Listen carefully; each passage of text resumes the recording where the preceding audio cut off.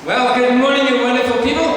It's good to be in the house of the Lord together this morning. And we're still in our theme that we started in January of rebuild, restore, and renew.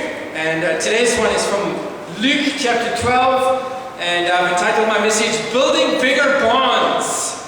And if we were in the prosperity gospel, this would be a fantastic verse to use, albeit out of context. But I'm going to read you the key verse, and then as Baptists, we'll go and look at the context. And so Luke 12 verse 18 says, "And he said, I will do this. I will tear down my barns and build larger ones. And there I will store all my grain and my goods.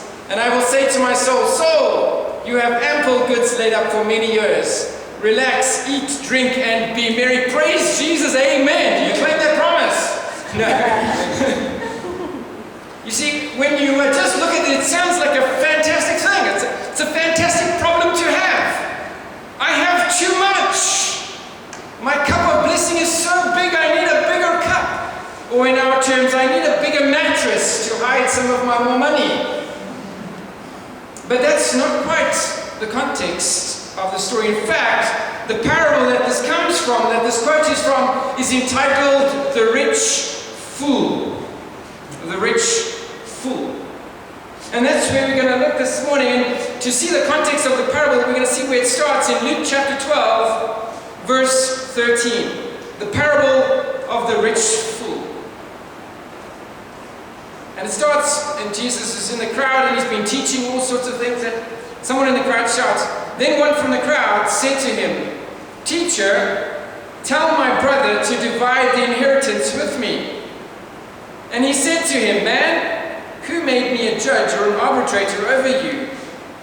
And he said to them, "Take heed and beware of covetousness, for one's life does not consist in the abundance of things he possesses." And so this is the context of what starts Jesus on this thought of this parable.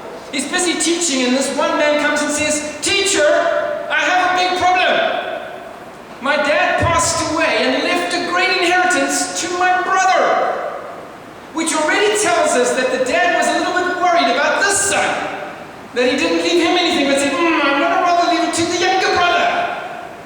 And this guy's Pharisee says, no, come on. The law states the older brother must get it, and dad was wrong, and I want the money. And Jesus picks up straight away that there's more than just wanting stuff here. There's an attitude at part here. And the attitude that is at play here is the thing called covetousness. Or as the King James says, just plain greediness. Here is not a matter of unfair treatment. This is not a matter of a brother being robbed. This is about greediness. And what we can pick up from the text is that most likely this was an attitude that the dad had too. An attitude of a lifelong of just gathering and gathering and gathering and hoarding and collecting. And suddenly he dies and all of it goes to his son. And all his son says, "More, more, more. I need more."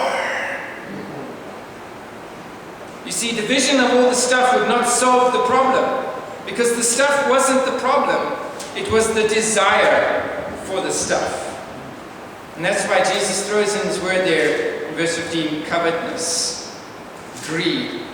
I mean, that's one of the 10 commandments, the final one, number 10 of 10. You shall not covet. You shall not desire.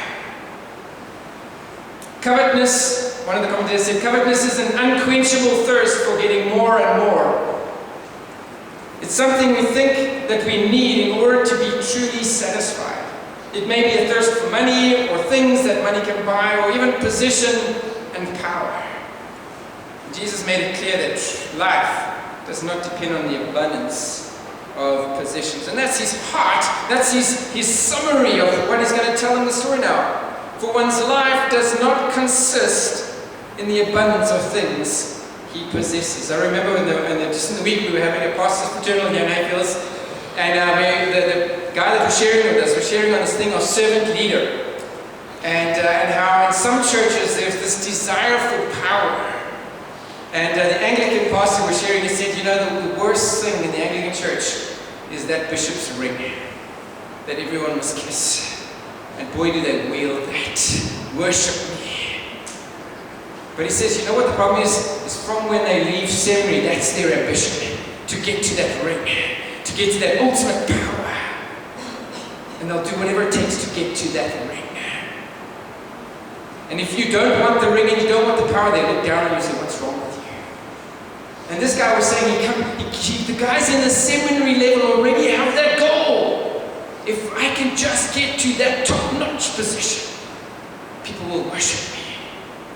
And that's why they're going into ministry, for that heart. Not because they're called, not because they feel God, because they want the power.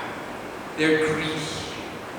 And this is the heart behind what Jesus is encountering with this young man. He realizes straight away that this is not about an inheritance, this is about greed. And so he tells them this beautiful story. And that's where we're going to pick up our parable today. Then, verse 16, then he spoke a parable to them, saying, the ground of a certain rich man yielded plentifully. And he thought within himself, saying, what shall I do, since I have no room to store my crops? Since he said, I will do this, I will pull down my barns and build greater ones, and there I will store my crops and my goods. And I will say to my soul, soul, you have many things laid up for many years. Take it easy, eat, drink, and be merry. But God said to him, fool, this night your soul will be required of you. Then whose will all these things be which you have provided? So is he who lays up treasure for himself and is not rich towards God. Now, many will sort of read this parable and say, but why is the farmer called a fool?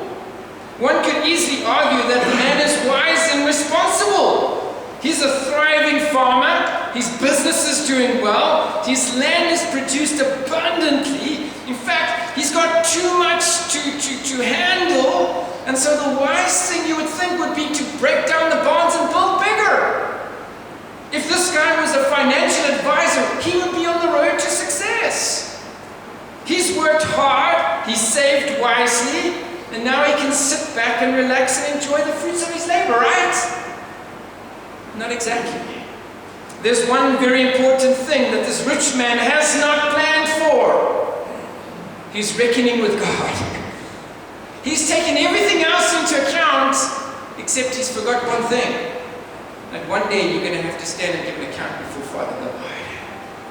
And then what good will your riches do you there? He has not planned to give an account to God, and that's why God says to him, you fool, this very night your life has been demanded from you. You see, the rich farmer is not a fool because he's wealthy. He's not a fool because he saves for the future. He's a fool because he appears to live only for himself and believes that he can secure his own safety because of his possessions. I don't need God because I have everything I need, is what makes this man a fool. When you think you're safe and you're secure and unaccountable because of your wealth, God says, you're a fool. When the rich man talks in the parable, do you notice something here? He talks only to himself.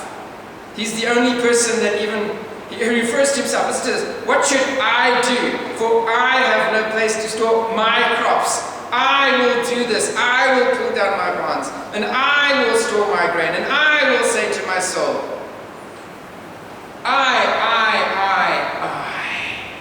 He even praises himself. Well done, me. Haven't I done great? Jesus says, that's the problem. That's what makes you a fool.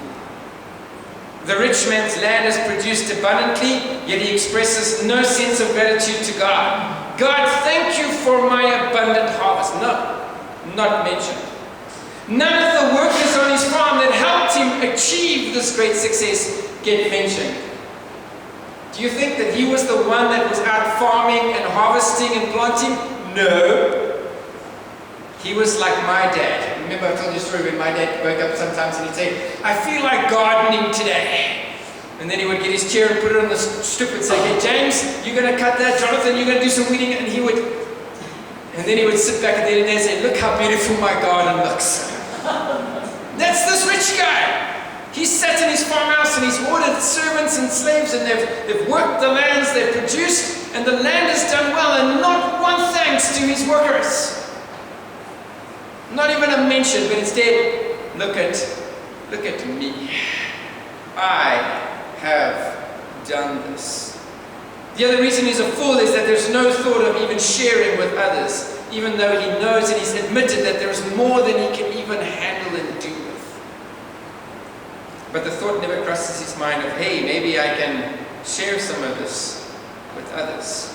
There's no thought to what God might require of him, but he's blind to the fact that his life is not his own to secure, that his life belongs to God, and that God can demand it back at any time.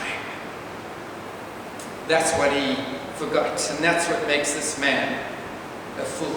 We find a very similar story in Ecclesiastes, and this is what the rich man had to learn, the same way the Ecclesiastes learned, quite simply, that you can't take it with you.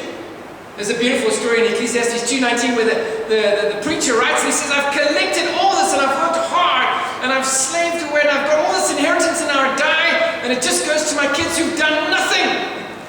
They've never worked a day in their life, and they get everything. This is vanity. Vanity of vanities. This is what Jesus is saying here. This is vanity. Emptiness. The preacher would do well to name this feeling that washes over us when we're enticed and hooked into this thing of materialism. We always just think that if I could just get a little bit more, then I will be satisfied. If I could just earn a little bit more, if I could just get a job that pays a little bit better. But you know what? You get that job, and you're there for a while, and then you start thinking, well, if I could just get another little job that is a little bit better. And we chase, and we chase, and we chase. Our reality is that no matter how much we have, we're always aware of the things we don't have. No matter how much you have, you're always looking to, but they have. Like the rich farmer, we're tempted to think that having large amounts of money and possessions stored up will make us secure. But sooner or later, however, we learn that no matter how much wealth or property, we cannot secure our lives. No amount of wealth can protect you from genetically inherited diseases. You can be the richest man on earth and you can still get cancer. You can still get TB. You can still get COVID. No matter how much money and wealth you have, your marriage can still fall apart. In fact, most likely if you have more money, you'll probably find it's more likely to fall apart, judged by what's happening in some of these rich homes. Wealth is not a guarantee of success in relationships. Ask these two brothers. Given a windfall, you would think, man, these two brothers have hit the jackpots. And it's tearing their brotherhood apart. Strife in the home. That's what wealth brings sometimes. No matter how much wealth you have, no one secures our lives with God. And that's why Jesus would repeatedly warn that wealth can get in the way of our relationship with God. That's what he says to us in verse 15. Take heed, be warned, be careful. Beware of covetousness. He's warning us, be careful. This love for, this greed for, this chasing after. He's going to cause trouble. You see, it's not that God doesn't want us to save for retirement or for future needs. That's not the heart of the story here. He's not saying you're a fool for putting away some savings. We need to plan for our future. We need to put away money. It's not that God doesn't want us to enjoy the money we have. I mean, throughout the parable, throughout the New Testament, you find Jesus was often going to homes and they would eat and drink and be merry. He's not saying, guys, don't enjoy what you got. He's not saying don't put away for the future. He's saying don't put your security in that. Don't put your dependence on that. Don't let that replace God's place in your life. Because if it does, you're a fool. It's all about priorities. It's about who is truly God in your life. It's about how do we invest our lives and our gifts that God has given us. This is about stewardship. What are you doing with what God has given you? Are you hoarding it or are you using it?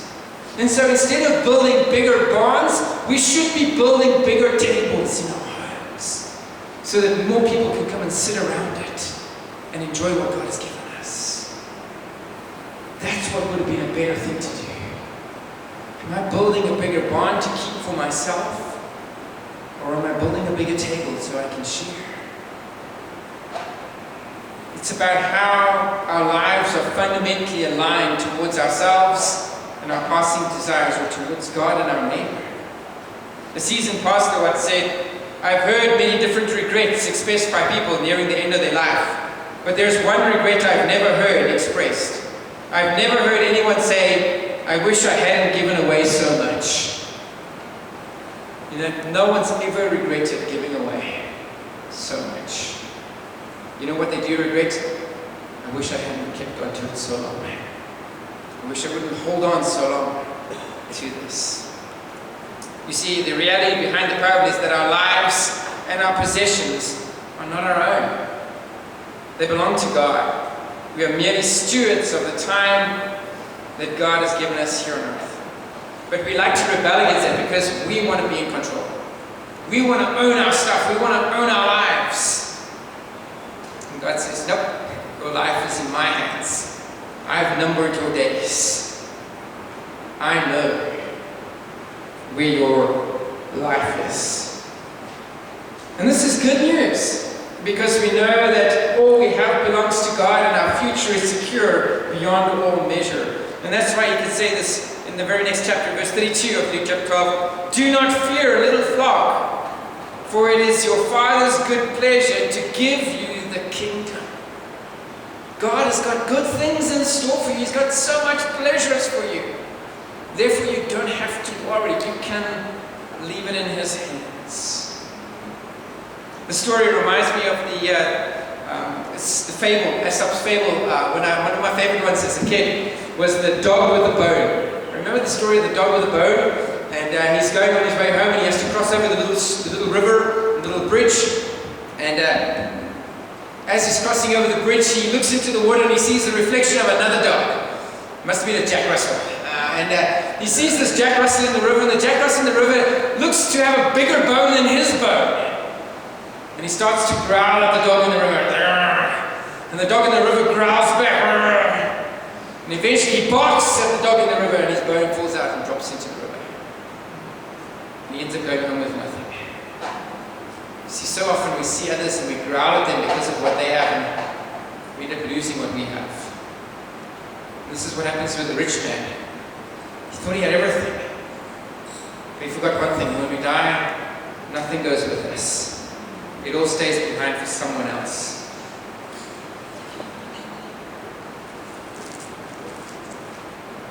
Matthew 6 verse 19 says, do not lay up for yourselves treasures on earth, where moth and rust destroy. Just as when grain sits and stores too long. Have you ever bought, you know when you go to save and you see there's a special on tomatoes, and you buy that huge big crate of tomatoes, and you know you're not going to get through them all, but you hold on to them, and eventually you have to throw half of them away because they've rotted. See, we can't hold on to stuff. It's going to rot. That man could have built a bigger barn, but half of that grain would have rotted before he got ever to use it. This is what Jesus is telling us in Matthew. It's just going to rot. You got so many shirts in your cupboard, eventually some of them are start going to get mothballs because they've never seen daylight. They've just got too many. That's why you've got to keep circling the tights and make sure you get them all on. Jesus said, do not lay up for yourselves treasures on earth, where moth and rust destroy. But he continued and said, lay up for yourselves treasures in heaven. And this is how he ends the parable, verse 21. So is he who lays up treasures for himself, but is not rich towards God. We've got to be rich towards God. And I close with a story that I read about Henry Blackaby. He told of a time that his church wanted to see if they were operating in their budget according to what they thought God would provide, or what God would actually provide. Like we stated, the budget for the church normally would have been $74,000 US. But they set their church budget for $164,000. We pledged to pray daily that God would meet our needs. And as the money came in, we did not anticipate being credited to God. At the end of the year, we received $172,000 US. Much more than they budgeted for. Why? Because they were trusting God. God had taught our church, like he says, a lesson in faith that radically changed us.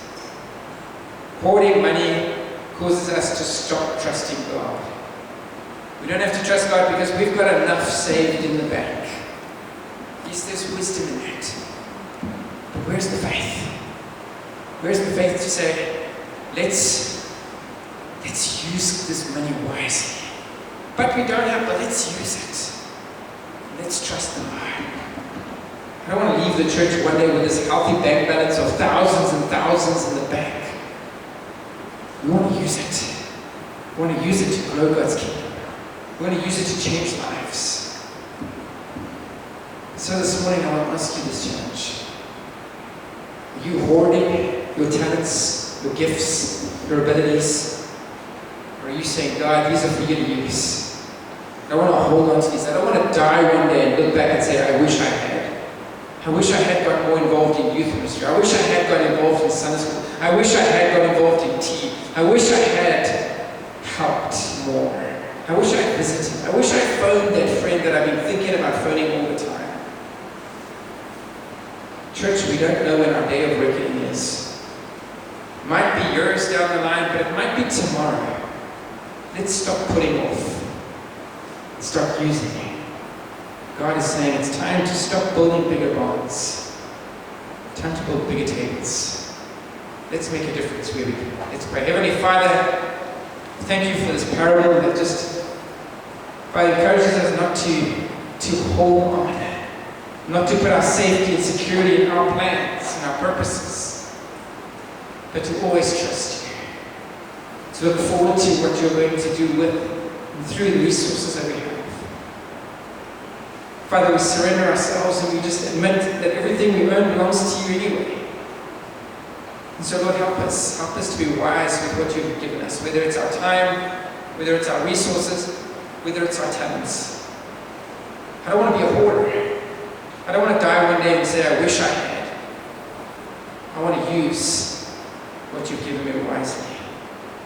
So Father, as a church, we also want to ask, Lord, help us to be wise in the resources you've given us. We don't want to hold on, we don't want to hoard. We want to build bigger tables. Help us to do that, we ask in Jesus' precious, most wonderful name. Amen. Worship team, don't try to come up.